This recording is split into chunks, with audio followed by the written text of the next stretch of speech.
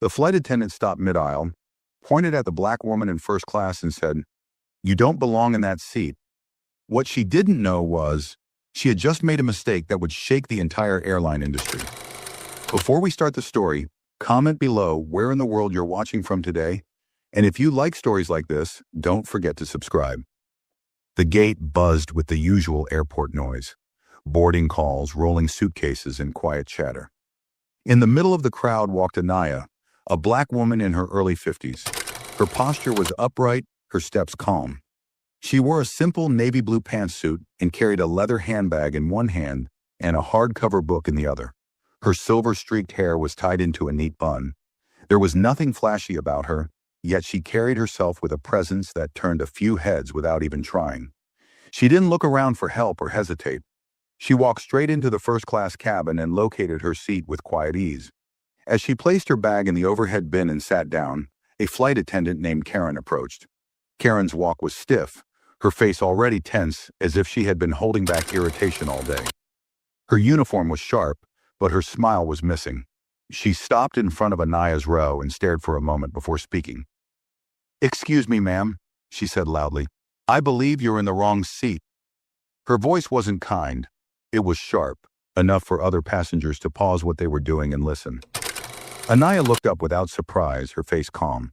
She reached into her inner jacket pocket and pulled out her boarding pass, handing it over.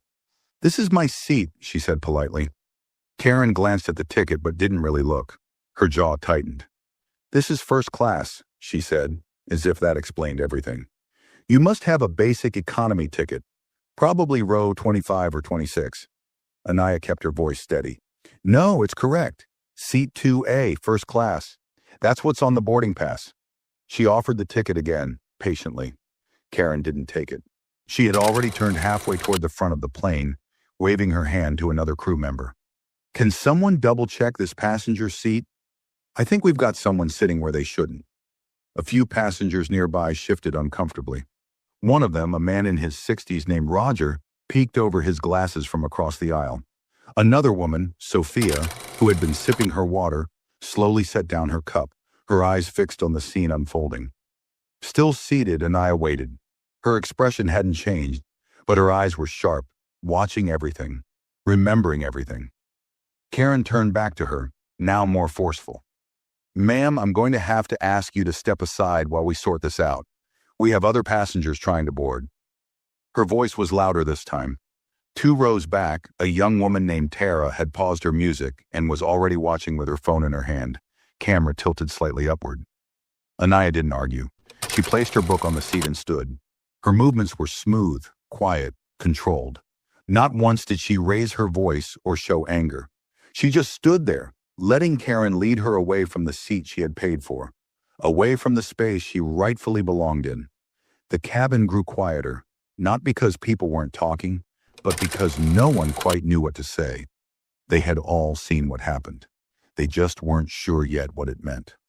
Karen led Anaya toward the front galley with quick steps, glancing over her shoulder as if trying to avoid eye contact with the watching passengers. Anaya followed without a word, her face calm, her hands steady by her side. Behind them, whispers began to stir among the first-class passengers. Roger leaned toward Sophia and said quietly, "She had the boarding pass." "I saw it." Sophia nodded, her eyebrows drawn together. "And the attendant didn't even check it properly."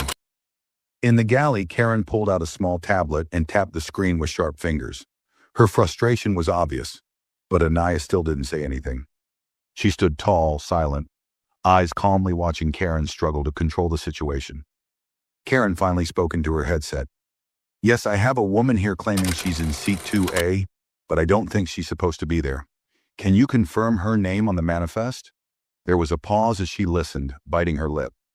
On the other end, the gate agent responded, "Passenger name is Anaya Wells, first class. Confirmed, paid, checked in over an hour ago. Is there an issue?" Karen blinked. Her mouth opened slightly, but no words came out. "No issue," she mumbled and ended the call quickly. She didn't turn to Anaya immediately. Instead, she stared at the wall, then took a deep breath, as if trying to decide what to do next. Before she could say anything, the curtain behind them parted and the captain stepped into the galley. His name tag read Captain Reynolds. His voice was calm but firm. "Everything okay here?" he asked, looking between the two women. Karen straightened her back quickly. There was just some confusion about a seat assignment, but it's all sorted now. Anaya didn't move. She didn't smile. "It wasn't confusion," she said softly, her voice clear. "It was assumption." The captain looked at Karen, then at Anaya. His eyes flicked to the ticket still in her hand. "Are you all set in 2A, ma'am?" he asked. "Yes," Anaya answered, "but I'll wait here until she says it." Karen's face flushed. Her eyes darted to the captain, then to the curtain, then finally back to Anaya. She swallowed hard. "Your seat is confirmed, ma'am. You're welcome to return." Anaya gave a single nod. "Thank you. That's all I needed." With that, she turned and walked back toward the cabin, slow and steady, while passengers watched in silence. Karen stayed behind, frozen, the weight of what had just happened finally settling on her shoulders. And somewhere near the back of the plane, Tara hit the record button. As Anaya stepped back into the first-class cabin, the silence was thick. Every eye turned toward her. Some passengers looked away quickly, pretending to be focused on their phones or magazines. Others watched openly. Roger gave her a small nod as she passed. Sophia offered a faint, encouraging smile. Anaya returned to seat 2A, picked up her book from where she'd left it, and sat down without a word. The air felt different now, tight, uncertain. Even the passengers who hadn't paid much attention earlier could feel it. Something had shifted. Tara, seated several rows back, had stopped pretending to scroll through social media. Her phone rested on her knee, still recording. She whispered to the man beside her.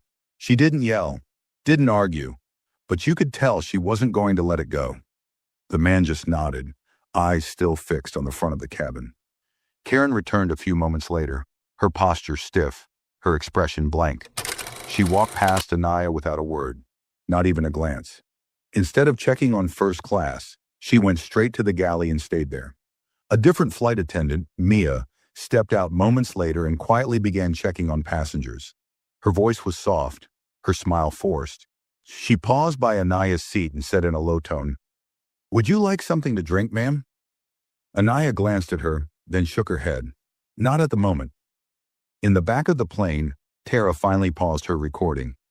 "This is going to blow up," she whispered to herself. They messed with the wrong woman.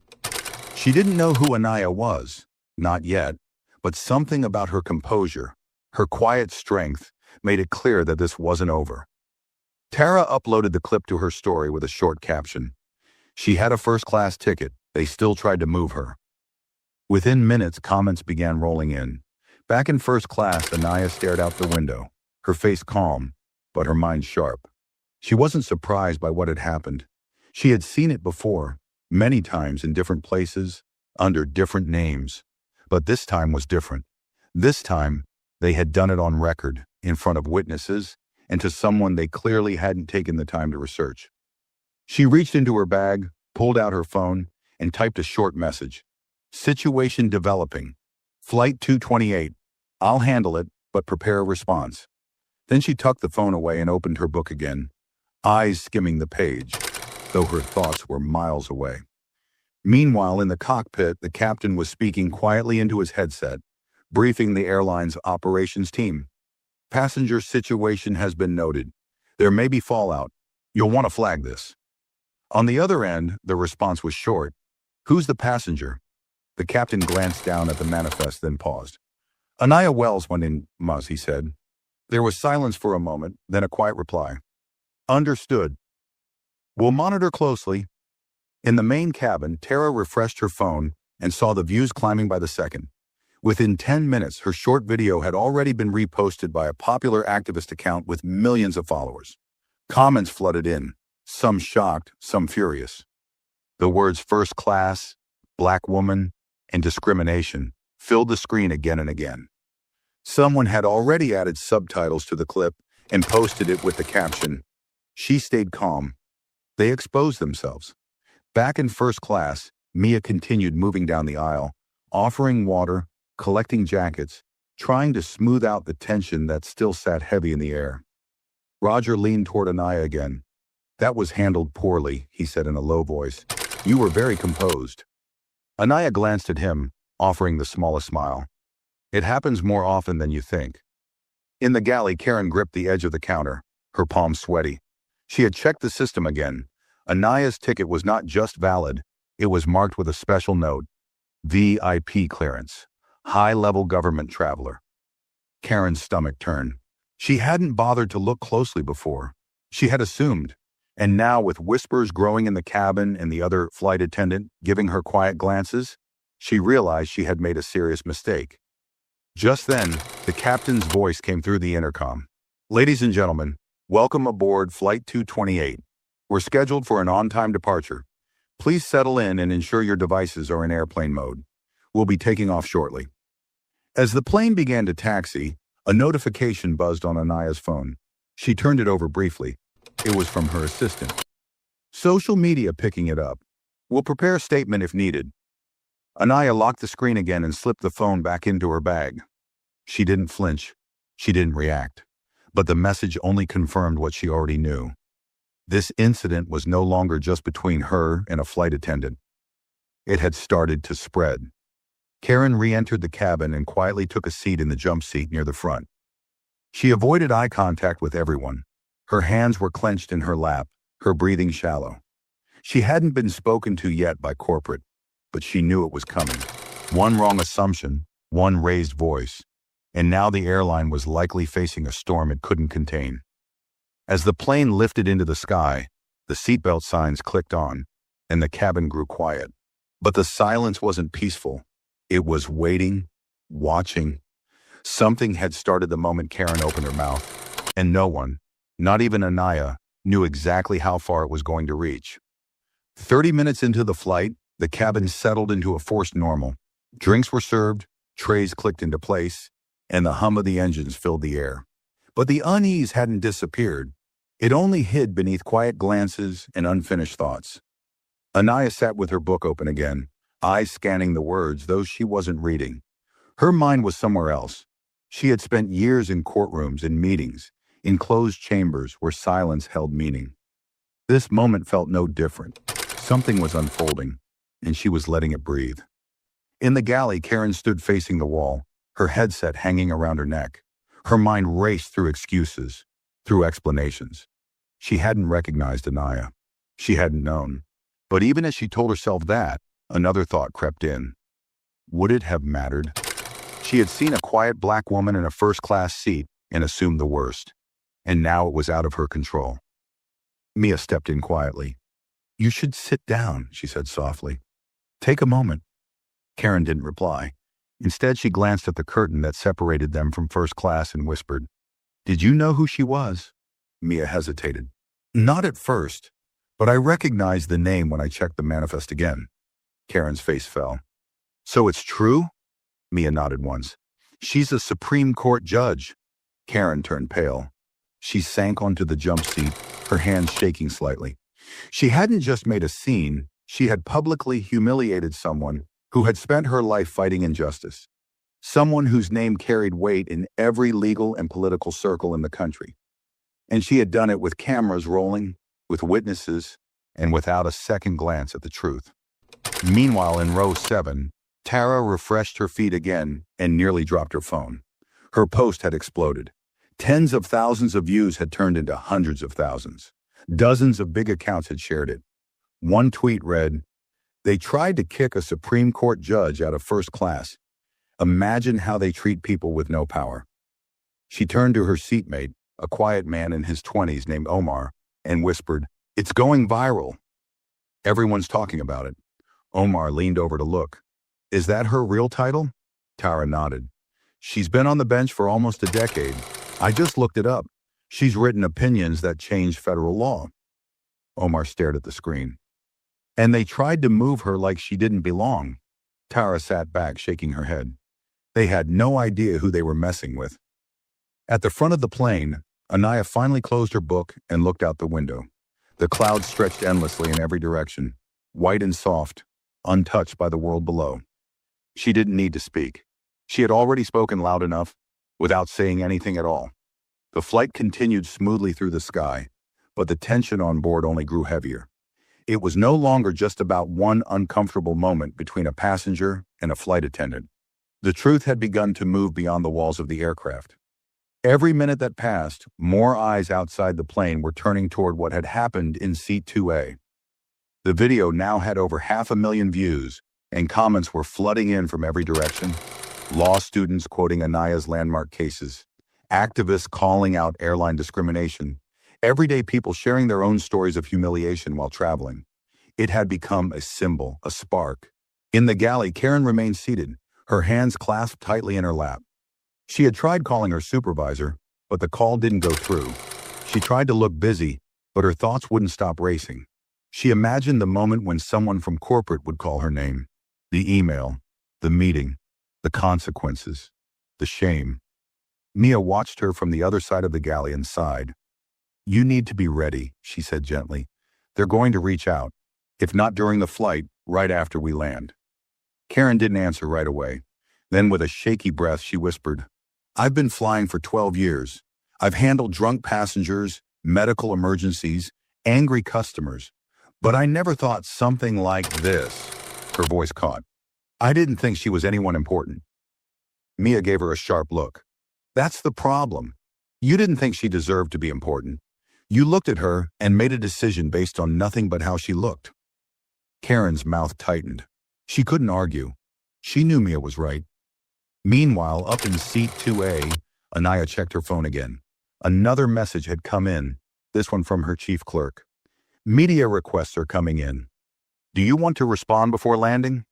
She didn't reply. Not yet. She needed time to think, to measure every step before taking it. She had learned long ago that when people expected emotion, silence could be more powerful. She wasn't going to turn this into a loud, angry battle. It wasn't her style. Her strength was in strategy, in making sure that every move hit where it mattered most.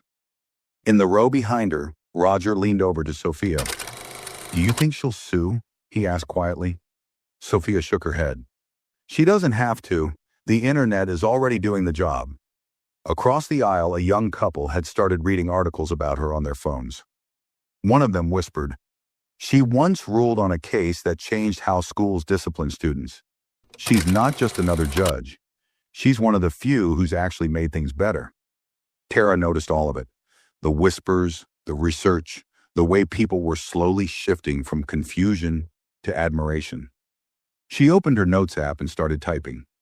She didn't know why yet, but she felt like this story wasn't just something to post about. It was something she needed to write down fully. Then mid-flight, the seatbelt signs chimed off, and the captain's voice came on again. His tone was slightly different this time, measured, more serious. "Ladies and gentlemen, we appreciate your patience and cooperation. We want to remind everyone that respectful conduct is expected on board at all times. If any passenger has concerns or questions, our crew will address them appropriately." It wasn't just a general reminder. Everyone knew that. It was a quiet signal, a sign that the airline was now aware and watching. Anaya remained still, hands resting lightly on her lap. She didn't smile, didn't smirk, but her eyes, calm and steady, told a different story. She knew exactly what that announcement meant. She had played this kind of game before, where institutions tried to fix their image faster than they fixed their behavior. She reached for her water and took a slow sip. Outside the window, the clouds rolled by, soft and white, unaware of the storm brewing on the ground. The quiet in first class stretched longer than usual, almost heavy. It wasn't the calm kind that passengers appreciated on long flights. It was the kind that made people think before speaking. It was the kind that made small actions seem louder. Every sip of water, every turn of a page, every whisper carried more weight now. No one wanted to be caught saying the wrong thing. No one wanted to be the next one recorded. Anaya remained steady in her seat. Her posture hadn't changed, and her face showed no trace of emotion, but everyone around her sensed that she was no ordinary passenger. It wasn't just the rumors anymore. One of the flight attendants, a younger man named Felix, had confirmed it in a quiet moment. "Yes," he told a curious passenger. "That's Justice Wells. She's on the Supreme Court." The news spread quickly through the rows, not with excitement, but with quiet awe. Most people had never met a judge before, let alone someone that high up, And now they all realized that the woman they had watched being pushed aside was one of the most powerful legal minds in the country. In the galley, Karen's hands trembled as she held her phone, scrolling through social media, her face drained of color. The video was everywhere, multiple angles, comments flooding in, people tagging the airline, legal experts weighing in, journalists trying to identify which airline and which flight. She knew it was only a matter of time before the company released a statement, and she already suspected what would come next: suspension, review, and maybe more. She looked up suddenly when the cockpit phone rang. Mia answered it, listening closely. After a few seconds, she looked over at Karen. "That was the captain," she said quietly. "Corporate just confirmed who she is. You need to prepare an official apology before we land." Karen's mouth went dry. "They want me to apologize to her?" "They're not asking," Mia said. "They're giving you one chance to show that you understand what you did. One chance." Karen nodded slowly, her chest tightening. "I didn't mean to. I didn't know." Her voice trailed off. The words felt weak, and even she could hear it. Mia looked at her carefully. "It's not about what you meant. It's about what you did, and how many people saw it." Back in the cabin, Anaya leaned her head slightly against the headrest and closed her eyes, but she wasn't resting. Her mind was at work, going over every detail: Karen's tone, the reaction from passengers, the lack of response from crew members who stood by, unsure what to do. She had seen systems fail before, and she knew the signs. But what struck her most was the silence. The kind that came not from respect, but from discomfort. The kind that showed how quickly people backed away when things got uncomfortable. She didn't blame them, but she remembered every face that turned away. Tara, still watching from a few rows back, opened her laptop. She had written half a blog post already. Not for clicks, not even for followers. She just felt like this story mattered. Not because a judge had been disrespected, but because the only thing that had stopped it from going further was who the woman turned out to be. If she hadn't been important, she typed, if she had just been any other black woman in that seat, what would have happened? The truth was hard to ignore now. People were only shocked because of who had been mistreated, not because someone had been mistreated at all. And Anaya knew that too. At the same time, in the operations room of the airline's headquarters, a team of executives sat gathered around a conference call, reviewing the footage, the media response, and a growing storm of public backlash. "We need to act before this gets worse," someone said. "She's not just a judge, she's a shareholder too. She's been on our legal advisory board." The room went quiet. That detail hadn't reached everyone yet. "She has the power to take this much further," another voice said. "We need damage control now." Back in seat 2A, Anaya opened her eyes again as Mia approached slowly, holding a piece of paper. "Justice Wells," she said quietly, her voice calm. "I've been asked to deliver an apology on behalf of our crew. We understand that what happened earlier was unacceptable." She handed over the paper with both hands. "Karen will speak with you before we land." Anaya accepted the note, her fingers folding it neatly before placing it into her bag without a glance. "Very well," she said. Her tone was quiet, cold. Mia stood still for a moment, unsure what to say next. Then she gave a small nod and stepped back. Anaya turned her head slightly and looked out the window again, her face unreadable. But beneath that silence was something sharp. The kind of quiet that didn't forgive. The kind of quiet that planned. The sky outside had begun to shift from bright blue to a muted gray as the plane moved closer to its destination. Soft clouds rolled across the windows like a calm blanket. But the mood inside the cabin was anything but calm. First class sat in a strange stillness, where passengers whispered behind open magazines or stared ahead without really looking. No one had gone back to normal. Not after what they had seen, not after what they now knew. Anaya sat perfectly upright, her hands resting on her lap. She hadn't touched her book since returning to her seat. Her mind was too full, not with emotion, but with calculation. She had learned a long time ago not to react in the moment. Reactions could be twisted, but control, calm, clear control, left no space for excuses. Behind the curtain, Karen was pacing in the galley. Her name had just been mentioned in a private message from airline operations. They weren't waiting for landing anymore. They were moving fast. An internal report was already being prepared. Her name was at the center of it, and she knew that the apology they had told her to give wasn't just for show. It was her last chance to protect what was left of her career. Mia stood at the galley entrance, watching her. "Are you going to do it?" she asked, her voice flat. Karen rubbed her forehead and looked away. "I've never apologized to a passenger like this before." "Then it's about time," Mia replied, not with anger, but with something close to disappointment. Karen walked to the curtain and paused. She smoothed her uniform. She took a breath, and then she stepped out into the cabin. As she approached seat 2A, the entire section seemed to hold its breath. Passengers who had stayed silent earlier were now alert, phones still in hand, eyes wide open. Karen reached Anaya's seat and spoke, her voice low but clear. "Justice Wells, I want to apologize for my earlier actions. I made a mistake, and I take full responsibility. I shouldn't have questioned your seat, and I certainly shouldn't have raised my voice the way I did. It was wrong." Anaya looked at her, her face unreadable. She let a few seconds pass, long enough to make the silence sharp. Then she spoke.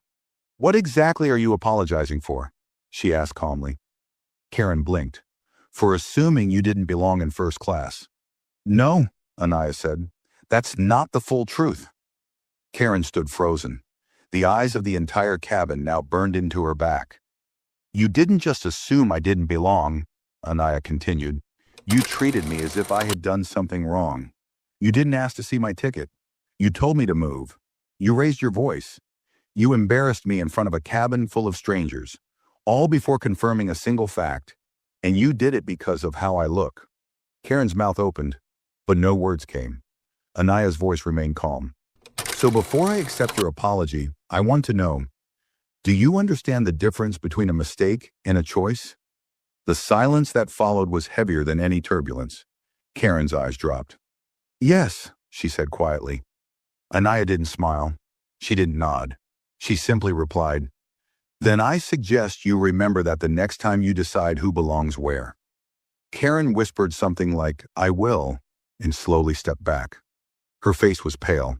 Her legs felt unsteady. She returned to the galley like a shadow, and when she reached the jump seat, she sat down and stared at the floor. There was nothing left for her to say. In the cabin, several passengers looked toward Anaya with quiet admiration. Roger tapped the armrest lightly and whispered, "Well said." Sophia simply exhaled, a breath she hadn't realized she'd been holding. Tara, now in full focus, opened a fresh document on her laptop and began typing fast. The conversation she had just witnessed wasn't just a powerful moment, it was a perfect closing to the story she was already planning to share. Not because Anaya had shouted, she hadn't. Not because there was drama, there hadn't been any, but because the truth had been spoken clearly, in front of everyone, and not one person could deny it. And still, Anaya didn't relax. She didn't fold her arms or lean back.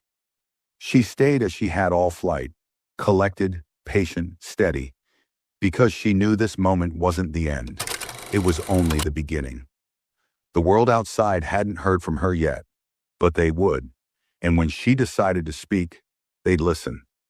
Not because of her name, not because of her title, but because truth, when delivered with calm precision, carried more power than outrage ever could. The cabin slowly returned to quiet conversation and soft clinks of glassware. But something had permanently shifted, the kind of shift that couldn't be undone by snacks and polite service. The flight crew did their best to keep the routine flowing, refilling drinks, offering hot towels, asking passengers if they needed anything. But it all felt like a distraction now. No one had forgotten what happened. Most weren't even trying to. Everyone knew they had just witnessed something rare and powerful. Anaya remained composed, not showing the slightest trace of victory or satisfaction. For her, this wasn't a moment of pride, it was a reminder. Even at the highest levels, with decades of achievement, with a name known in the most powerful circles, she could still be treated like a criminal for taking her rightful seat.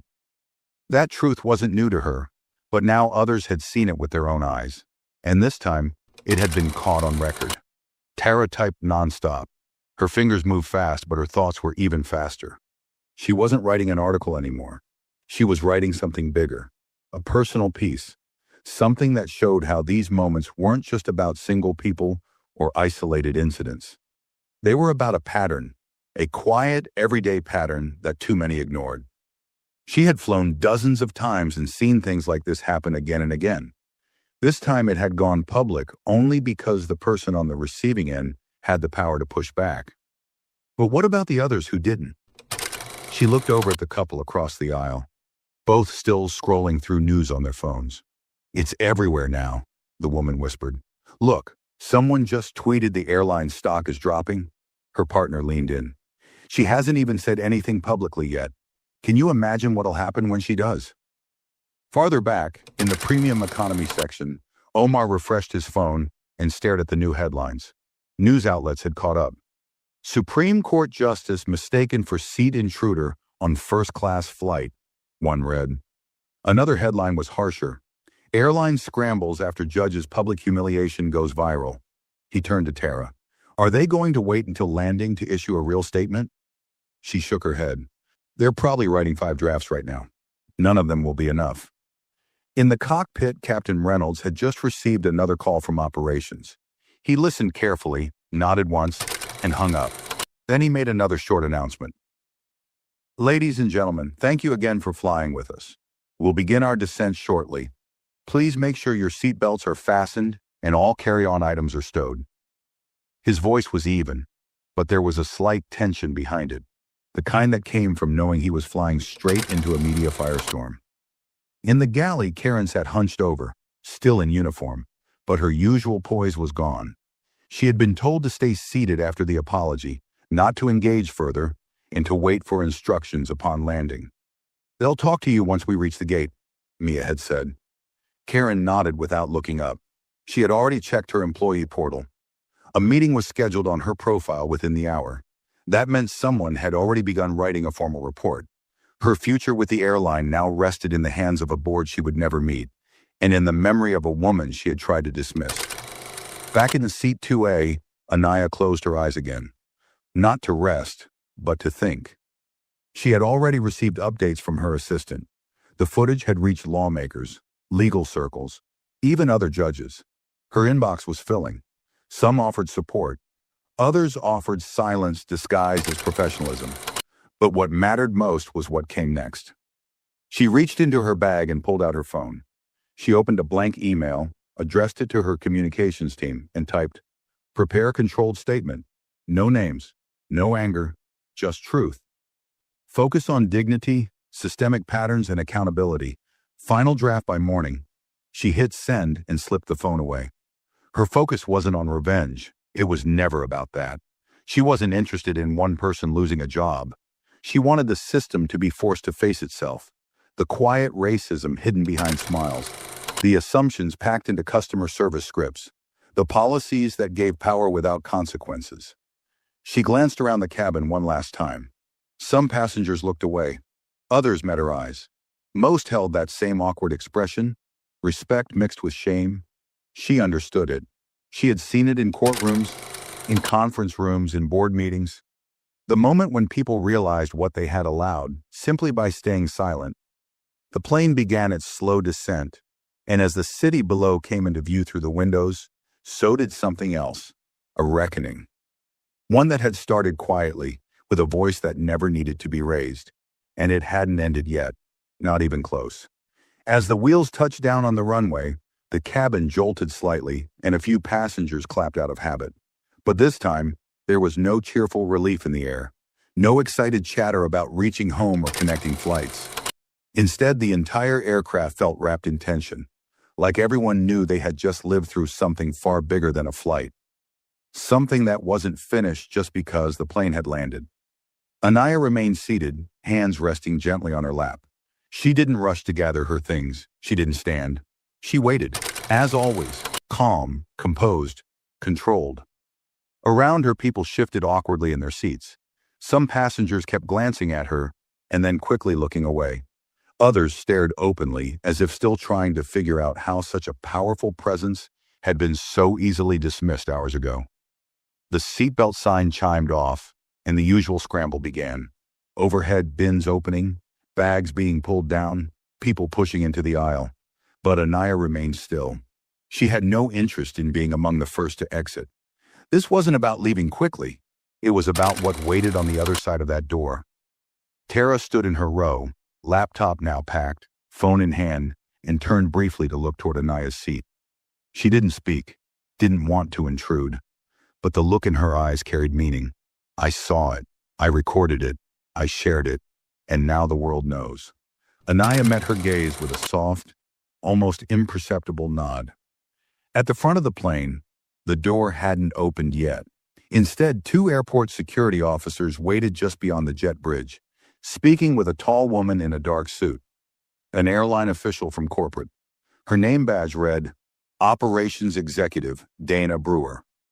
Her face was tense, eyes focused on the plane door as if it might explode the moment it opened. Inside the aircraft, Captain Reynolds stepped out of the cockpit and walked to the front of the cabin. He didn't say anything at first, just stood quietly glancing across the rows of first-class passengers. When his eyes met Anaya's, he gave a slight nod. Not performative, not forced, just acknowledgement. Then he spoke softly to the lead attendant and stepped back. Mia, still shaken from earlier events, moved carefully toward Anaya. Justice Wells, she said gently, we've been asked to request that you wait on board for a moment. There are representatives from our corporate office who would like to speak with you, if you're willing. Anaya looked up, her face neutral. I'm not here to offer forgiveness, she replied. If they're here to listen, I'll speak, but only once. Mia nodded and stepped back, giving space. Karen remained in her jump seat, clutching her folded hands so tightly her knuckles had turned white. She had been told not to move, not to speak, and to remain on board for questioning after all passengers had disembarked. Her thoughts were scattered and wild. Part of her still wanted to explain, to defend herself. Another part already knew nothing she said could change what had been captured on camera, repeated in posts, dissected in articles, and burned into memory. As passengers began filing out, several paused by Anaya's seat. Roger stopped, holding his briefcase in one hand. Thank you, he said simply. Anaya nodded. No need for more. Sophia followed, her voice low. I didn't speak up. I should have. You still can, Anaya replied, her voice firm but kind. Don't wait for the next one. Tara passed by last. She didn't speak at all. She only held her phone against her chest for a second, almost like a quiet salute. Then she moved toward the exit, her eyes burning with determination. When the last passenger stepped off, the cabin door finally opened, and the airline executive entered, followed by the two security officers. Dana looked around, spotting Anaya immediately. She approached with careful steps and stopped in front of her. Justice Wells, she said, her voice rehearsed but respectful. On behalf of our airline, I want to personally apologize for the treatment you received today. We take this matter extremely seriously, and we will be conducting a full internal investigation. The flight attendant involved has already been placed under review. Anaya didn't move. I'm not here for your company's protection, she said flatly, and I'm not interested in performative apologies. What I want to know is this. How do you plan to change a culture that allowed this to happen in the first place? Dana's face tensed. She had expected anger. She had prepared for outrage. But this calm demand for real accountability was much harder to answer. We've already begun preparing new training programs. We're reviewing hiring and conduct policies. We'll be issuing a formal statement within the hour. Anaya looked at her. That's a start, but let me be clear. I will not be silent. I will speak publicly. And when I do, I will be asking your company the same questions I'm asking you now. Dana nodded slowly. Understood. Anya stood, gathering her bag, and paused before stepping into the aisle. She turned toward Karen, who hadn't dared look up. What happened today wasn't just about you, she said. It was about what you represent. That should worry you more than losing your job. With that, Anaya walked past the executive, past the officers, and stepped into the jet bridge. Dignified, steady, and silent. Behind her, the cabin was still. The story wasn't over. It was only waiting for its next chapter. The airport terminal buzzed with its usual rhythm, passengers rushing to connections, families reuniting, announcements echoing from overhead. But something was different at Gate 47. A quiet stir had gathered near the arrival area, where several journalists, camera crews, and legal observers stood with eyes fixed on the glass doors leading from the jet bridge. Phones were out. Cameras were rolling. They weren't there for a celebrity or a sports figure. They were waiting for the woman who had shaken an entire airline without raising her voice. When Anaya emerged, her steps were measured. She walked with the same grace she had carried throughout the flight, composed, not hurried. She didn't pause for questions, didn't smile for the cameras. Her phone buzzed in her coat pocket, and she ignored it. There would be time to speak, but it would be on her terms and in her own way. A few steps behind her, Dana Brewer followed, clearly unsure whether to stay close or back off. The executive presence was expected, maybe even necessary, but Anaya didn't slow down for her. She didn't acknowledge her. This moment didn't belong to the airline. It belonged to the truth. Tara stood near the back of the crowd, trying not to draw attention. Her video had now passed 2 million views. Dozens of outlets had reposted it, and journalists were using screenshots to headline articles. Her blog post was scheduled to go live in 20 minutes, and her inbox was already filled with interview requests. But she didn't feel proud, not yet. What she felt was responsibility. She had recorded a truth that could no longer be denied, and now the world was watching to see what would come from it. A few rows away, a law professor from the university in the city stood waiting as well. She knew Anaya from conferences, from panels, from landmark court decisions. She hadn't expected to see her under these circumstances, but she wasn't surprised that even now, Anaya held herself with more power and silence than most did with microphones. Security staff flanked the path quietly, not for protection, but to keep the chaos under control. Anaya walked straight through, never breaking pace, never acknowledging the growing crowd. She exited through a private doorway and was met by her assistant, Elias, who stood holding a tablet and looking as calm as ever. "Media is already preparing segments for the evening news," Elias said, walking beside her as they made their way to the car. "You're trending on every platform. The airline just released a basic apology. It's being called weak." Anaya gave a small nod. "Expected. They're planning a press conference this evening," he added. "They'll likely offer compensation, training plans, and public statements." "That's not enough," she said. "They want this to pass with minimal fallout. I want structural change." Elias didn't reply. He simply opened the car door for her. As she slid into the back seat, he handed her the tablet. On it was a draft of the public statement her team had prepared based on her earlier message.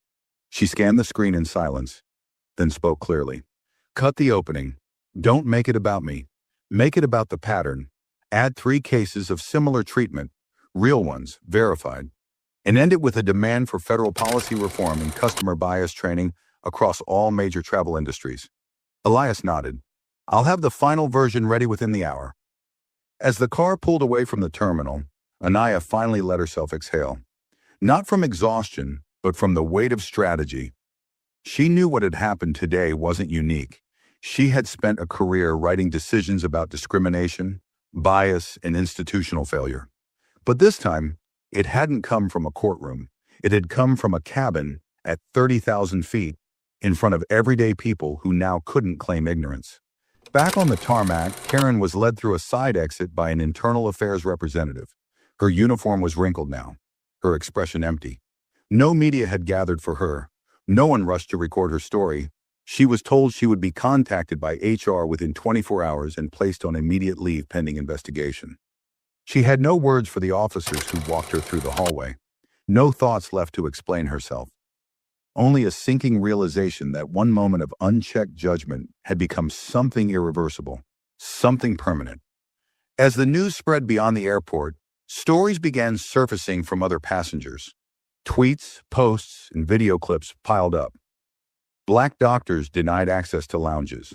Latina women questioned for premium tickets. Families asked to switch seats by mistake. It was as if the flight had ripped the lid off something long hidden. Now people weren't just sympathizing, they were remembering.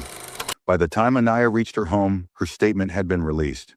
It was short, focused, powerful. It didn't name Karen. It didn't mention the airline by name. But it said everything that needed to be said. This was never about a seat.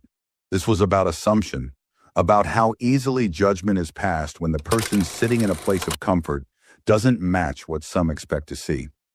I do not want apologies. I want systems to change. And if they do not change willingly, they will change by pressure, because silence is no longer acceptable. Not in courtrooms, not in airplanes, not anywhere. The response was immediate. Messages poured in, articles were rewritten, advocacy groups issued public letters in support. Airline competitors released their own statements, promising to review internal protocols. The Federal Transportation Committee released a memo stating it would consider holding hearings. And through it all, Anaya remained calm. She didn't chase interviews. She didn't demand a spotlight. She simply sat at her desk, reviewing documents, sipping tea, and answering only when it mattered. Because this wasn't about headlines. It was about what came after them. Night fell over the city, but the storm hadn't slowed. If anything, it was only gaining strength. News networks cut into their regular programming with panel discussions and breaking news alerts. Talk show hosts opened their monologues with the incident. Editorial headlines asked hard questions. How many times has this happened off camera?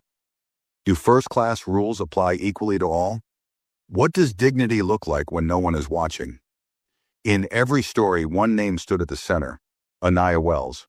But the focus had shifted. It wasn't about her seat anymore. It wasn't even about her title. The country was beginning to talk about the pattern she had pointed out, the silent, constant erosion of dignity that happened to people of color in places of comfort. The way suspicion followed them into boardrooms, restaurants, hotel lobbies, and airplane cabins. At the airline's headquarters, tension had reached its peak. The board of directors had called an emergency meeting. Their public relations team was overwhelmed. Their customer service lines flooded. Shareholders were demanding answers, and their legal department was now aware that the woman at the center of the story wasn't just a high-profile passenger.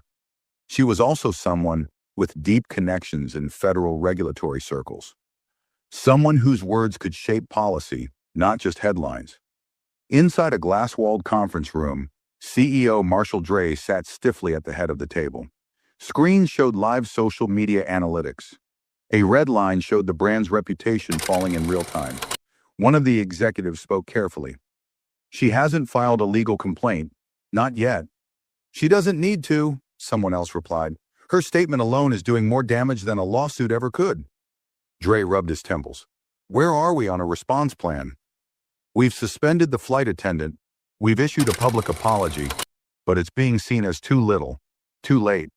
The public wants action, not words." "And what about Wells?" "She's made it clear she's not interested in compensation or private meetings. She wants systemic change.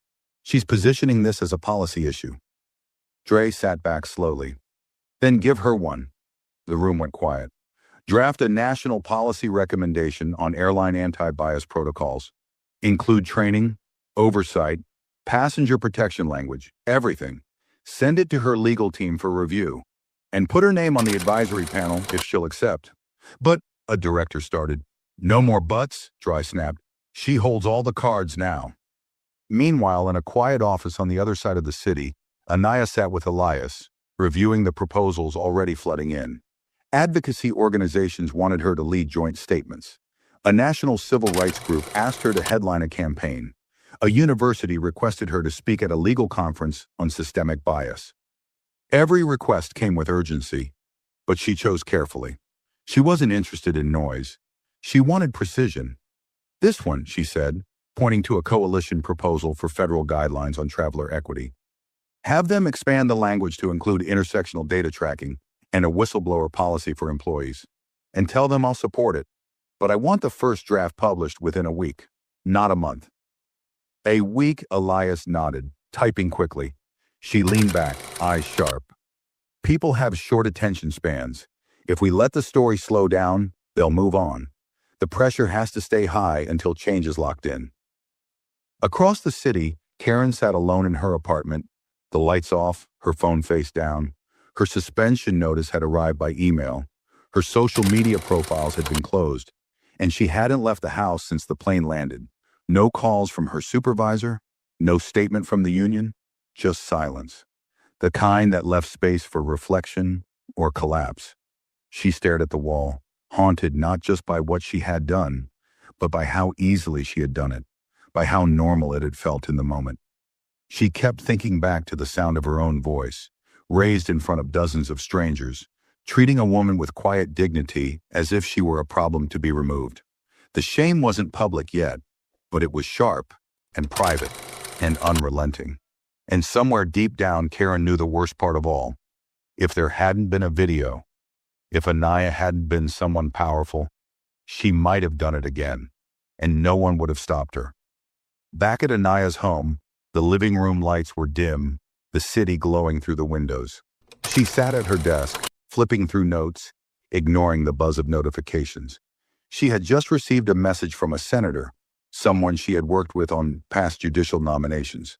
The message read, "If you're ready to go further, we'll back you." People are listening. Anaya stared at the screen for a long moment, then closed the message. Not out of fear, but focus. She didn't want to become a symbol. She didn't want to be anyone's hero. She just wanted to make sure that the next time a black woman sat in seat 2A, she wouldn't have to justify it. She wouldn't have to explain. She wouldn't have to prove a thing. She'd just sit, like anyone else, and be left alone. And until that was true for everyone, Anaya wouldn't stop. The next morning arrived with headlines that no longer needed dramatic phrasing to grab attention. The facts alone were enough. Justice Anaya Wells rejects private settlement, demands national standards. Federal committee schedules hearing on racial bias in air travel. Airlines brace for industry-wide oversight. The narrative had shifted from outrage to reform.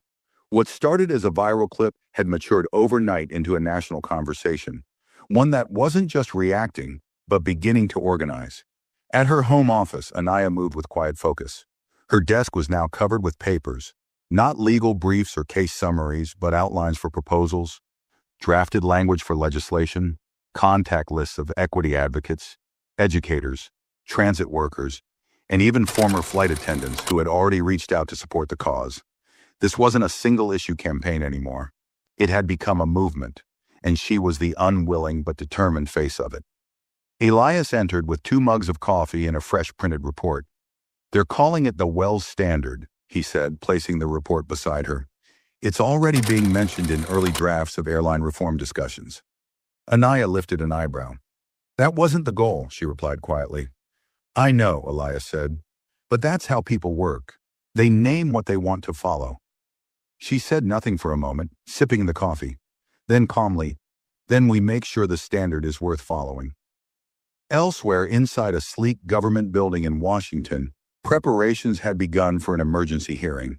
A special committee on civil rights and public transit had scheduled an open session for the following week. The name Anaya Wells was already printed on a placeholder at the witness table. While no one had publicly confirmed her attendance, officials were hopeful.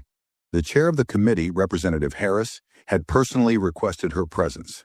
His letter read, "We need your voice, not as a victim, but as a builder of what must come next."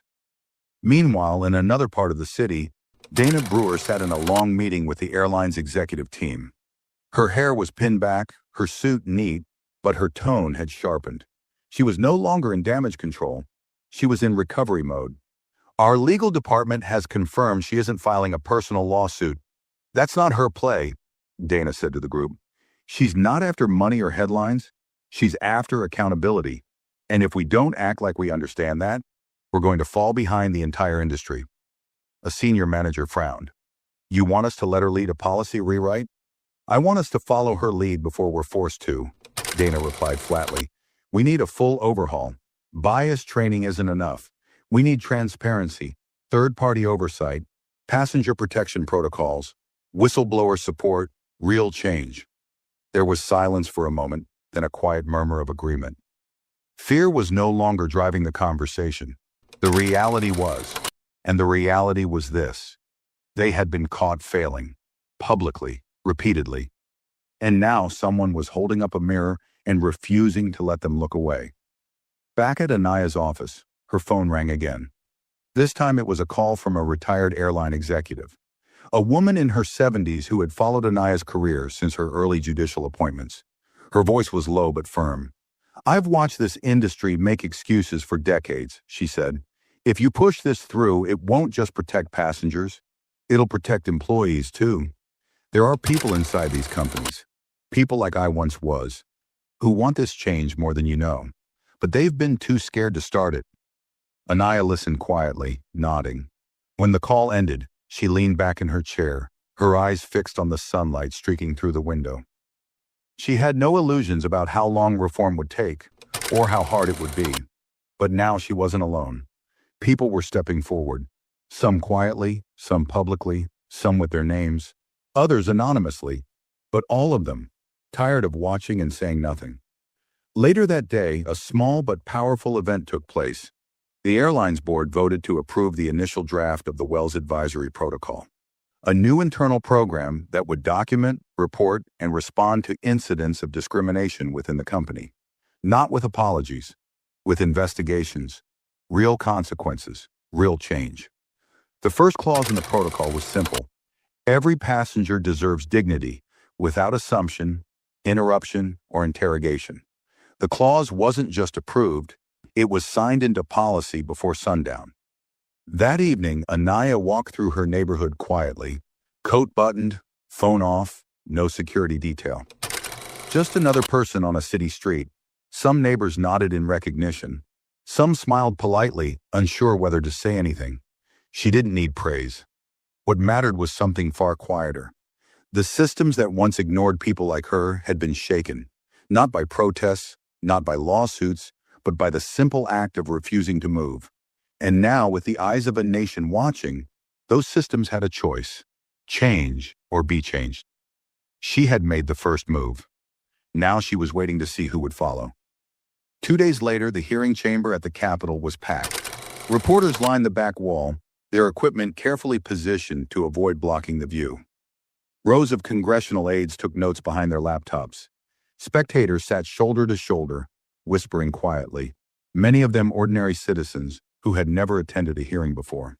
The mood in the room wasn't tense, but it was focused.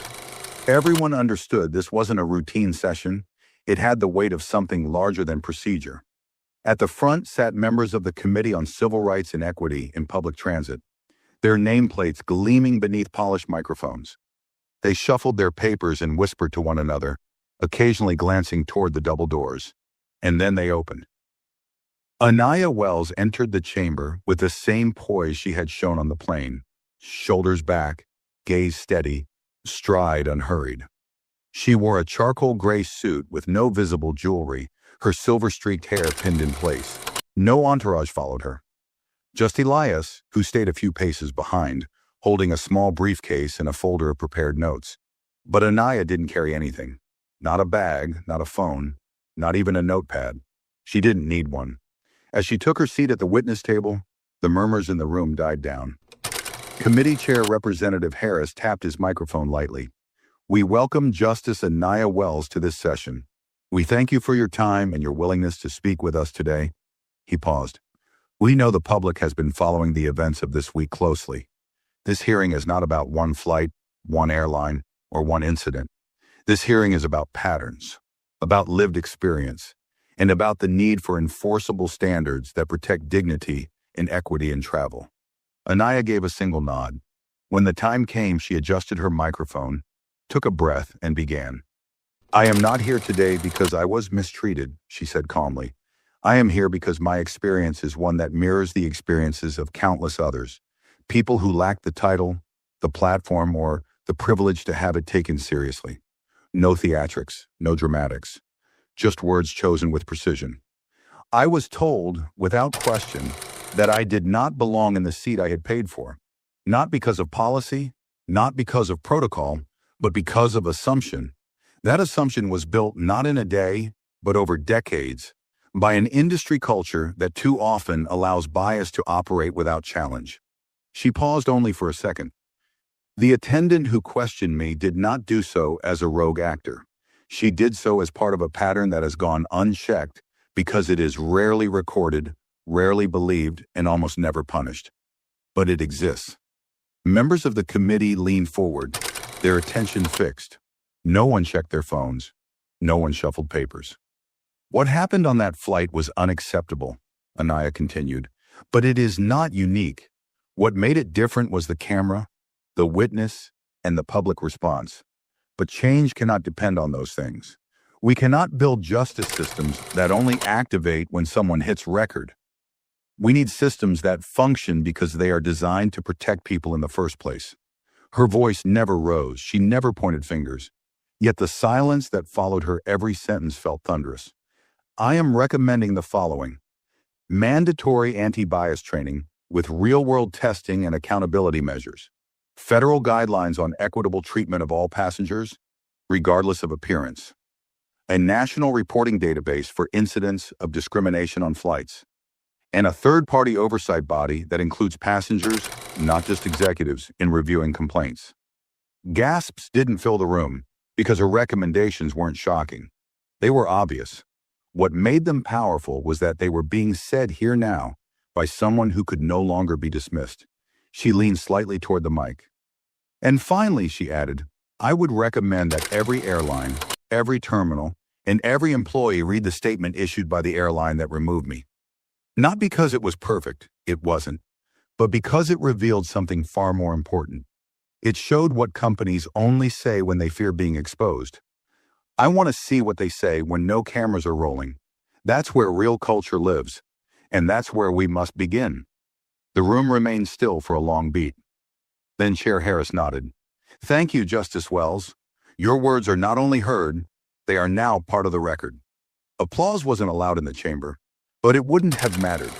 The silence that followed was louder than any clapping could have been. It was the silence of respect, of truth, of recognition. Outside the building, dozens of protest signs waved in the air, held by people who had never even met Anaya. It's bigger than a seat. We all belong in first class. Assumption is not policy. Inside her car later that day, Elias handed her a tablet with the full transcript of her remarks already going viral, but she didn't read it. Instead, she asked, what are the airline responses? 3 major airlines released statements supporting your recommendations, he replied.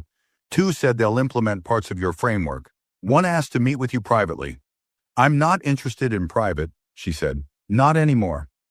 As the car passed the Capitol building behind them, Elias asked, what's next?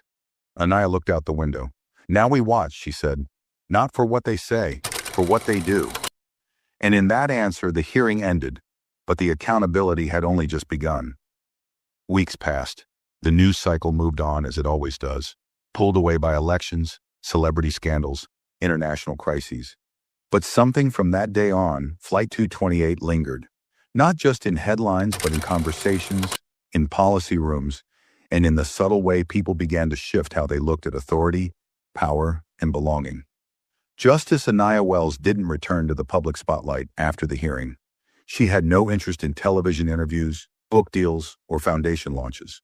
She quietly declined awards, politely passed on speaking tours, and made it clear she would not become a mascot for justice. I am not the story, she had told Elias when a national news outlet offered her an exclusive primetime special. The system is. Keep the attention there. But her influence only grew. The federal committee she addressed issued a unanimous recommendation to adopt the Wells Protocol across all major airlines. Within a month, the Department of Transportation announced it would begin drafting a nationwide framework based directly on her proposals. Airlines that had remained silent early on now scrambled to align themselves with the movement, not out of guilt, but survival. Shareholders pushed for internal reforms. HR departments, once focused on damage control, began reviewing training manuals line by line. The phrase Wells Standard entered corporate language, not just in airlines, but in hotels, train stations, and boardrooms. Anywhere customers interacted with people in uniforms who could, at any moment, decide who belonged and who didn't. In universities, her testimony became required reading in law courses on civil rights. Students studied the tone, the strategy, the restraint. Professors used it to teach the difference between moral outrage and systemic change. In the streets, smaller stories began surfacing. Passengers standing up for one another, employees pushing back on bias they had once ignored. A Latino man in business class recorded a similar incident and cited Anaya's story when filing a complaint. The airline acted immediately, not because of the video, but because of the precedent. Even Karen's name, once whispered in anger, faded into anonymity. Her personnel file was quietly closed. Her employment officially terminated. There was no press release, no statement. Only a quiet email from the airline's executive board that read, "No tolerance for implicit bias at the cost of dignity." She moved out of state shortly after, reportedly working in a different field. The world had not destroyed her, but it had moved on without her. One afternoon, months after the flight, Anaya sat on a park bench beneath a sycamore tree. She wore no robe, no suit, just jeans, a sweater, and an old scarf she'd owned for years. A young woman approached hesitantly, maybe 22, maybe younger. She had a notebook in hand and a nervous smile on her face. "Excuse me," she said. "Are you—" Anaya nodded gently, saving her the awkwardness. "I just wanted to say thank you," the girl said. "I was in law school when it happened. I almost dropped out. I didn't think the system was ever going to change. But when I watched you speak at the hearing, it made me believe again. It made me stay." Anaya looked at her carefully. "Then make sure your reason for staying becomes someone else's reason for fighting." The girl nodded, eyes bright, and left without another word. She hadn't asked for a photo. She hadn't posted it online. It was the kind of encounter that didn't trend, didn't go viral, but stayed. Elias approached a few minutes later with a folder of papers. "You've been invited to sit on the advisory panel for the Department of Transportation," he said. "They want your guidance as they draft the national equity policy." Anaya took the folder, flipping it open. She read for a moment, then closed it. "Tell them yes," she said quietly, "but only if we have voting power, not ceremonial." Elias smiled. Already added that clause. She chuckled lightly, then stood up, brushing the leaves off her coat. As they walked together toward the sidewalk, she paused for a moment, looking at the city ahead. The streets bustled like any other day, cars honking, people rushing, lives moving. But somewhere within that flow, the world had shifted, quietly, lastingly, because one woman hadn't raised her voice. She had just refused to move. And in doing so, she made an entire system take a step back and then forward, not for herself, but for everyone after her. And now that seat, 2A, meant something. Not because it was first class, but because someone once sat in it and refused to be told she didn't belong. If this story moved you, make sure to like the video, share your thoughts in the comments, and subscribe to the channel for more stories like this every week.